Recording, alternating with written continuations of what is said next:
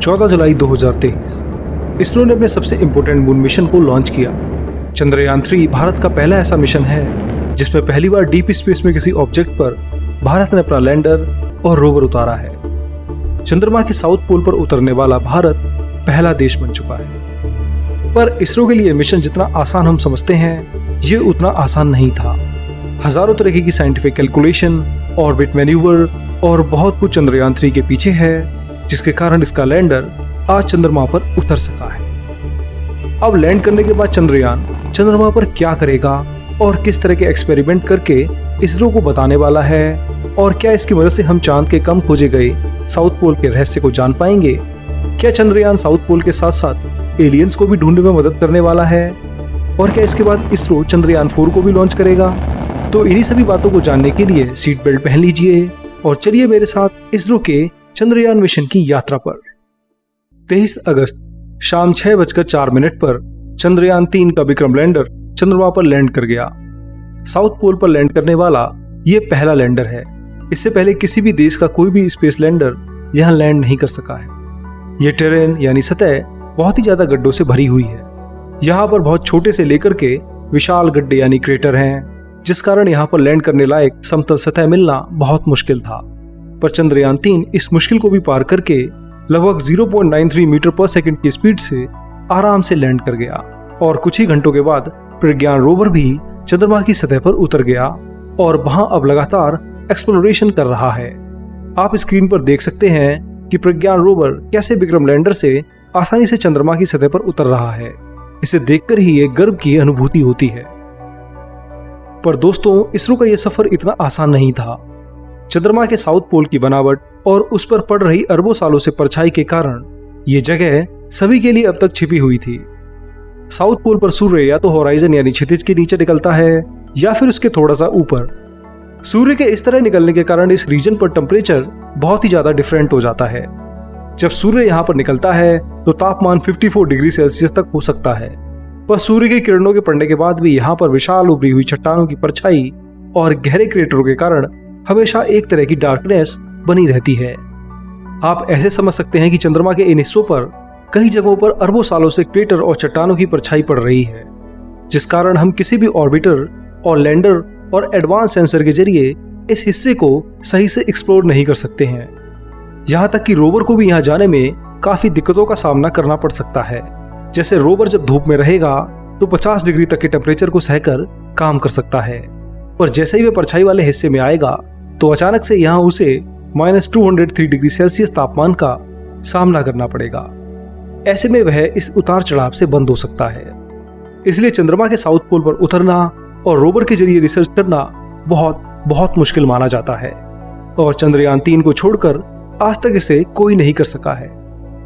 पर south pole की इन मुश्किल और खतरनाक टेरेन और अरबों सालों से गहरे क्रेटर में पनपे अंधेरे से ही वैज्ञानिकों को यहाँ पर पानी होने के संकेत मिले हैं। इसलिए इसे फ्यूचर लूनर मिशन के लिए सबसे इंपॉर्टेंट माना जाता है। साउथ पोल में पानी की खोज भारत ने अपने चंद्रयान मिशन से शुरू की। अक्टूबर 2008 में भारत ने अपना पहला लूनर मिशन चंद्रयान 1 लॉन्च किया, जो 1 महीने के बाद चंद्रमा की ऑर्बिट पर पहुंचा। चंद्रयान 1 एक ऑर्बिटर और एक इम्पैक्ट प्रोब लिए चंद्रमा की ओर गया, और जैसे ही इसने चंद्रमा की सतह से 100 किलोमीटर की ऑर्बिट हासिल की तो चंद्रमा के साउथ पोल पर इसने अपना मून इम्पैक्ट प्रोब ऑर्बिटर से डिटैच कर दिया। करीब आधे घंटे तक ये लगातार गिरता रहा, और चंद्रमा की सतह पर गिरते हुए इसने ऑर्बिटर को कई इमेजेस और जरूरी डेटा ट्रांसफर किया। इसमें लगा अल्टीमीटर लगातार अल्टीट्यूड नाप रहा था। यह सब डेटा लगातार ऑर्बिटर को मिल रहा था, जिसे वह इंडियन डीप स्पेस नेटवर्क से लगातार पृथ्वी पर भेज रहा था। इस इम्पैक्ट प्रोब के डेटा के आधार पर ही हमने आगे चंद्रयान 2 की लैंडिंग की नींव रखी। पर चंद्रयान 1 का केवल यही एक काम नहीं था। इम्पैक्ट प्रोब के काम करने के बाद अब ऑर्बिटर को लगातार ऑब्जर्वेशन करनी थी।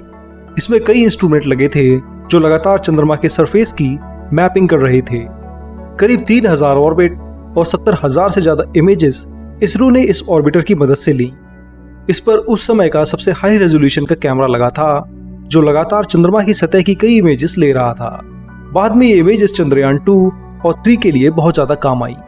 इन इमेजेस के साथ साथ चंद्रयान 1 ने पहली बार चंद्रमा पर पानी की खोज भी की। मून इम्पैक्ट प्रोब जब आधे घंटे के डिसेंट पर था, यानी लगातार उसकी सतह की ओर नॉर्थ से साउथ की ओर गिर रहा था, तो इसमें लगे चंद्रास अल्टीट्यूडनल कंपोजिशन एक्सप्लोरर यानी चेस ने कई स्पेक्ट्रम रीडिंग ली और फिर एनालाइज करके यहाँ पर यानी साउथ पोल की ओर पानी की खोज की। हालांकि चंद्रयान 1 पर लगे नासा के एक इंस्ट्रूमेंट जिसे मून मिनरोलॉजी मैपर यानी M3 कहते हैं, उसने भी पानी की खोज की। नासा ने इसका क्रेडिट भी लिया, पर इसरो की एक रिपोर्ट की माने तो इसरो ने अपने इम्पैक्ट प्रोब की मदद से ही इस इंस्ट्रूमेंट से 3 महीने पहले ही चंद्रमा पर पानी खोज लिया था। अब इसलिए इसका पूरा क्रेडिट इसरो को ही जाता है। हालांकि मिशन के 312 दिन बाद ही हमारा संपर्क चंद्रयान 1 के ऑर्बिटर से टूट गया और फिर इसरो और ज्यादा डेटा हासिल नहीं कर सका। पर जितना भी जरूरी डेटा इसरो के पास था, उससे उसने अगले मून मिशन यानी चंद्रयान 2 की प्लानिंग की। इसरो को फिर से चंद्रमा पर शुरू से काम करना था। पहले ऑर्बिटर से संपर्क टूटने के बाद चंद्रयान 2 में एक ऑर्बिटर, एक लैंडर और एक रोवर को भी शामिल किया गया। मिशन ये था कि ऑर्बिटर चंद्रमा की ऑर्बिट करेगा और लैंडर साउथ पोल पर सॉफ्ट लैंड करेगा। अगर ऐसा हुआ तो हम फिर इस टेक्नोलॉजी में भी एक्सपर्ट बन जाएंगे और चांद पर लैंड करने के बाद हम भविष्य में मार्स और दूसरे ग्रहों पर भी लैंड कर सकेंगे। 22 जुलाई 2019 में चंद्रयान 2 लॉन्च हुआ और एक महीने बाद 20 अगस्त को चंद्रमा की ऑर्बिट पर पहुंचा। फिर 6 सितंबर 2019 को विक्रम लैंडर की सॉफ्ट लैंडिंग की गई। लैंडिंग एकदम नॉर्मल चल रही थी, पर चंद्रमा की सतह से 2.1 किलोमीटर ऊपर जाकर ही लैंडर की ट्रेजेक्टरी बिगड़ने लगती है। इसरो के लाइव डेटा के आधार पर पता चलता है कि चंद्रमा की सतह से 330 मीटर ऊपर टच डाउन करते समय लैंडर की वेलोसिटी 58 मीटर पर सेकंड होती है, यानी 210 किलोमीटर प्रति घंटा। और अगर उतनी स्पीड से यह सतह पर उतरेगा तो क्रैश हो जाएगा। उस समय के इसरो चीफ इसे हार्ड लैंडिंग कहते हैं। 2 हफ्तों तक नासा और इसरो लगातार इससे संपर्क साधने की कोशिश करते हैं, पर उन्हें कोई रिस्पॉन्स नहीं मिलता है और इस तरह हम प्रज्ञान रोवर और विक्रम लैंडर को खो देते हैं। अब चंद्रयान 2 केवल ऑर्बिटर की मदद से ही चंद्रमा को एक्सप्लोर करना शुरू कर देता है। पूरे लूनर सरफेस की मैपिंग करके उसका 3D मॉडल बनाता है। साथ में ये साउथ पोल पर वाटर आइस और वहां पर जमी मिट्टी की मोटाई भी मापने का काम करता है। ऑर्बिटर चंद्रमा पर एक्सरे स्पेक्ट्रोमीटर की मदद से वहां पर जरूरी एलिमेंट जैसे मैग्नीशियम, कैल्शियम, सिलिकॉन, एल्युमिनियम इन सभी की पड़ताल करता है। ऑर्बिटर के डेटा की मदद से और विक्रम लैंडर के टचडाउन करने से पहले प्राप्त हुए डेटा के आधार पर इसरो चंद्रयान 3 को लॉन्च करने के लिए और भी कॉन्फिडेंट हो जाता है। 4 साल बाद यानी 14 जुलाई 2023 को इसरो अपने चंद्रयान 3 को प्रोपल्शन मॉड्यूल, लैंडर और रोवर के साथ स्पेस में लॉन्च करता है। पृथ्वी की ग्रेविटी असिस्ट की मदद से यह बिना ज्यादा फ्यूल खत्म किए चंद्रमा की ओर आता है। ऐसे में इसे 1 महीना लग जाता है और फिर 23 अगस्त को जब यह चंद्रमा की सतह से 100 किलोमीटर ऊपर होता है तो वह विक्रम लैंडर को लैंड करने की कोशिश करता है। यह साइट चंद्रयान 2 के लैंडर के आसपास की ही होती है, जिसे आप स्क्रीन पर देख सकते हैं। चंद्रयान 3 के विक्रम लैंडर की सॉफ्ट लैंडिंग 4 फेज में की जाती है, जिसमें सबसे पहला फेज है रफ ब्रेकिंग फेज।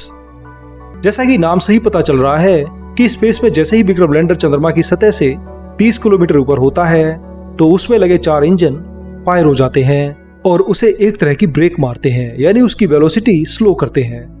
30 किलोमीटर से लेकर के 7.4 किलोमीटर तक विक्रम लैंडर इसी फेज में रहता है और यहां तक आते आते उसकी वेलोसिटी 1680 मीटर पर सेकंड से घटकर अब 358 मीटर पर सेकंड हो जाती है।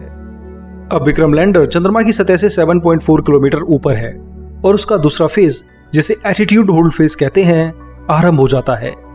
ये केवल 10 सेकंड का फेज है जिसमें विक्रम लैंडर अपने जरूरी सेंसर देखता है और वह अब हॉरिजॉन्टल पोजीशन को छोड़कर वर्टिकली चंद्रमा पर उतरना शुरू कर देता है। जैसे ही ये सतह से 6.8 किलोमीटर दूर रह जाता है तो तीसरा फेज, जिसे फाइन ब्रेकिंग फेज कहते हैं, वो शुरू हो जाता है। इसमें लैंडर अब धीरे धीरे डिसेंड करता है और अपनी पोजीशन को वर्टिकल बनाने की कोशिश करने लग जाता है। 3 मिनट के इस फेज में लैंडर खुद की प्रोग्रामिंग से काम करता है। इसरो इसमें कुछ भी दखल नहीं दे सकता है।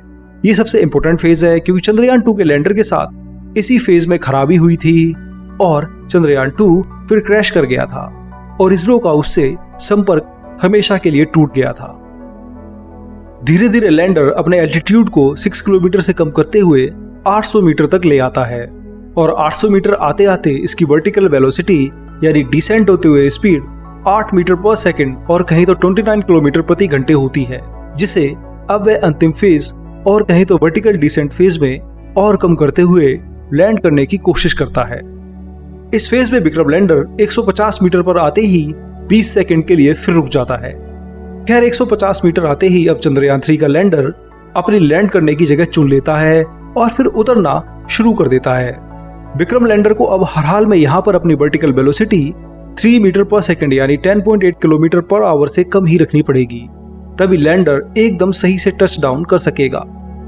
विक्रम लैंडर यहाँ धीरे धीरे उतरता रहता है और इसे देखकर सभी वैज्ञानिकों और हर भारतीय की धड़कन भी तेज होती रहती है। विक्रम 3 मीटर पर सेकंड से कम वेलोसिटी मेंटेन करते हुए आखिरकार चंद्रमा के साउथ पोल पर लैंड कर जाता है। चंद्रयान 2 के समय हम लैंड नहीं कर सके थे, पर इसरो ने अथक मेहनत और चंद्रयान 1 और 2 के डेटा और सभी सेंसर की मदद से वो कर दिखाया जो आज तक कोई दूसरा देश नहीं कर सका। भारत चंद्रमा के साउथ पोल पर लैंड करने वाला पहला देश बन चुका है और जहां विक्रम लैंडर लैंड हुआ है उस पॉइंट का नाम शिव शक्ति पॉइंट रखा गया है। इसी पॉइंट पर विक्रम लैंडर और प्रज्ञान रोवर अब यहाँ कई एक्सपेरिमेंट करने वाले हैं और इनमें कई तरह के पेलोड भी लगे हुए हैं जो 14 दिनों तक यानी 1 लूनर डे तक यहाँ लगातार एक्सपेरिमेंट करेंगे। 14 दिनों के बाद चंद्रमा के इस कोने पर अंधेरा छा जाएगा और टेम्परेचर -150 डिग्री से भी कम हो जाएगा, तो तब ये लैंडर और रोवर अपना काम करना बंद कर देंगे। इसलिए अब बचे हुए सभी दिन बहुत ही ज्यादा इंपॉर्टेंट हैं। अब तक आपने चंद्रयान 3 के मिशन और लैंडिंग को समझ लिया है। आइए अब मैं आपको इस मिशन में लगे सभी पेलोड यानी एक्सपेरिमेंटल डिवाइस के बारे में बताता हूँ कि ये चंद्रमा पर क्या करेंगे और कैसे इनकी मदद से हम एलियन लाइफ और किसी दूसरे सोलर सिस्टम के ग्रहों पर जीवन को समझते हुए फ्यूचर मून मिशन के लिए पानी और जरूरी एलिमेंट की खोज करेंगे। आइए जल्दी से जान लेते हैं। चंद्रयान 3 पार्ट्स में डिवाइडेड है। पहला है प्रोपल्शन मॉड्यूल, दूसरा विक्रम लैंडर और तीसरा प्रज्ञान रोवर। इन तीनों यूनिट्स में कुल मिलाकर के 7 पेलोड्स हैं जो अलग अलग तरीके से काम करने वाले हैं। सबसे पहले प्रोपल्शन मॉड्यूल में लगे शेप यानी स्पेक्ट्रोपोलैरिमेट्री ऑफ हैबिटेबल प्लैनेट अर्थ, इस डिवाइस को हम देखते हैं। इसकी मदद से हमारी पृथ्वी को ऑब्जर्व करेगा और उसमें यह देखेगा कि किसी हैबिटेबल प्लैनेट में जीवन के लिए क्या जरूरी है। पृथ्वी के जरिए ही एक्सोप्लैनेट को खोजने की कोशिश करेगा। इसके पैरामीटर से हम भविष्य में एलियन लाइफ को खोज सकते हैं। अगर ऐसा हो जाता है तो ये मानव सभ्यता के लिए एक बहुत बड़ी उपलब्धि होगी। इसके बाद अब आता है विक्रम लैंडर। इसमें 4 तरह के पेलोड्स हैं, जिनमें सबसे पहले है रंभा यानी radio anatomy of moon bound hyper sensitive ionosphere and atmosphere. इसकी मदद से चंद्रमा की सतह पर आयंस और इलेक्ट्रॉन्स की स्टडी की जाएगी और देखा जाएगा कि चंद्रमा पर ये किस डेंसिटी में मौजूद हैं। इसके बाद लैंडर अपने दूसरे पेलोड यानी चास्टे यानी चंद्रा सरफेस थर्मोफिजिकल एक्सपेरिमेंट की मदद से चंद्रमा की सतह को गर्म करके उसमें यह देखेगा कि वह हीट पे किस तरह का बर्ताव करती है, चंद्रमा पर हीट का क्या प्रभाव पड़ता है और क्या यहाँ की मिट्टी मेल्ट होती है। इन सभी को चास्टे एनालाइज करेगा। फिर तीसरा पेलोड जो इल्सा यानी instrument of lunar seismic activity है, वह चंद्रमा पर कंपन को नापने का काम करेगा। जिस तरह पृथ्वी पर भूकंप आते हैं उसी तरह चंद्रमा की सतह पर भी कई मून क्वेक्स यानी कंपन होते हैं। इसकी मदद से लैंडर शिव शक्ति पॉइंट यानी अपनी लैंडिंग साइट से ही चंद्रमा के कोर और मेंटल के भी स्ट्रक्चर को रीड कर सकेगा। विक्रम में लगा चौथा पेलोड LRA है यानी लेजर रेट्रो रिफ्लेक्टर एरे। ये सबसे पहले 1969 में अपोलो मून लैंडिंग में यूज हुए थे और इनकी मदद से चंद्रमा की पृथ्वी से दूरी और उसकी रेडियस को नापा गया था। पर विक्रम लैंडर में लगा ये इंस्ट्रूमेंट बहुत खास है और अपग्रेडेड है। ये हमें और सटीक मेजरमेंट दे सकता है और इसमें लगे लेजर की मदद से हम काफी प्रिसाइज दूरी तक नाप सकते हैं। इन सभी मेजरमेंट से भविष्य में होने वाले लूनर मिशंस में काफी मदद मिलने वाली है। आइए अब बात करते हैं प्रज्ञान रोवर में लगे साइंटिफिक इंस्ट्रूमेंट यानी पेलोड्स की। तो रोवर में केवल 2 ही उपकरण हैं। पहला है LIBS यानी लेजर इंड्यूस्ड ब्रेकडाउन स्पेक्ट्रोस्कोप। इसकी मदद से हाई इंटेंसिटी के लेजर से लूनर सैंपल यानी सतह को इतना गर्म किया जाएगा कि उसमें प्लाज्मा फॉर्म हो जाए, ताकि उसमें एटम एक्साइट होकर लाइट रिलीज करें, जिससे एक तरह का स्पेक्ट्रा बने और इसी स्पेक्ट्रा की मदद से यह पता चल सके कि सैंपल में कौन सा एलिमेंट है और कितनी मात्रा में है। हर एलिमेंट का अपना एक अलग स्पेक्ट्रम होता है। इसे ऐसे समझिए कि अलग फिंगरप्रिंट। तो इसी स्पेक्ट्रा की मदद से तारों के भी एलिमेंट देखे जा सकते हैं। तारे जो कि प्लाज्मा से बने हैं और लाइट रिलीज करते हैं, तो पृथ्वी पर वैज्ञानिक उनके स्पेक्ट्रम की मदद से उनके केमिकल कंपोजिशन को जान लेते हैं। ये डिवाइस भी प्रज्ञान रोवर को इसी प्रोसेस के जरिए चंद्रमा पर केमिकल कंपोजिशन जानने में मदद करने वाला है। इसके साथ साथ इस रोवर में एक स्पेक्ट्रोमीटर भी लगा हुआ है जो एक्सरे की मदद से काम करता है। अल्फा पार्टिकल एक्सरे स्पेक्ट्रोमीटर यानी APXS। इसकी मदद से लूनर सैंपल में यह देखा जाता है कि ये दो तरह की रेडिएशन यानी एक्सरे और अल्फा पार्टिकल्स में किस तरह बर्ताव करता है। इन दोनों के एनर्जी डिस्ट्रीब्यूशन से डिटेक्टर ये पता करता है कि सैंपल में कौन सा एलिमेंट हो सकता है। नासा इस डिवाइस को मार्स पर अपने रोवर में यूज कर चुका है। प्रज्ञान रोवर इसकी मदद से यहाँ पर लूनर सोइल में ये देखेगा कि इसमें कितना मैग्नीशियम, एल्युमिनियम, सिलिकॉन, पोटेशियम और आयरन है। इन सभी पेलोड्स में 6 पेलोड्स ऐसे हैं जो केवल 14 दिनों तक ही काम करेंगे। विक्रम लैंडर और प्रज्ञान रोवर केवल 14 दिनों के लिए ही डिजाइंड हैं और इस समय इस वीडियो तक केवल 11 दिन ही बचे हैं। वहीं शेप बहुत दिनों तक पृथ्वी और उसकी हैबिटेबिलिटी के फैक्टर की जानकारी इसरो को आगे देता रहेगा। इस मिशन की मदद से भविष्य में लूनर मिशन और कॉलोनी बनाना आसान हो सकता है। अगर हम चंद्रमा के साउथ पोल पर पानी को पूरी तरह कंफर्म कर पाए तो आने वाले भविष्य के अंतरिक्ष यात्रियों के लिए यहाँ पर पानी और फ्यूल की समस्या खत्म होकर के मानव कॉलोनी बनाना आसान हो सकता है। पर यह सब भविष्य में होने वाला है और भविष्य में यानी 3 साल बाद इसरो अपना नया चंद्र मिशन चंद्रयान 4 भी लॉन्च करेगा। यह मिशन कैसा होगा और किसकी मदद से इसरो अब अपने नए मून मिशन को लॉन्च करेगा, यह सब इस वीडियो के अगले पार्ट में आप अच्छे से जान पाएंगे। फिलहाल दोस्तों इस वीडियो में इतना ही। यह मैंने इसरो के पूरे चंद्रयान मिशन को कवर किया है। कैसे चंद्रयान 1 से ये यात्रा आरंभ हुई और कैसे हम पहले ऐसे देश बने जो साउथ पोल पर अपने स्पेसक्राफ्ट को लैंड कर सके हैं। मुझे उम्मीद है कि आपको ये वीडियो बहुत पसंद आया होगा, तो इस पे खूब कमेंट कीजिए और इसे हर जगह शेयर कीजिए ताकि भारत का हर बच्चा इस मिशन की गहराई को अच्छे से समझ पाए। इसके साथ साथ आप इस चैनल को सब्सक्राइब कीजिए और बेल आइकन भी प्रेस कीजिए और अधिक जानकारी के लिए हमारी वेबसाइट विज्ञानम.com पर भी विजिट कीजिए। तो दोस्तों अब मिलते हैं अगले हफ्ते एक और नई वीडियो के साथ। तब तक के लिए नमस्कार, जय हिंद, आपका दोस्त शिवम।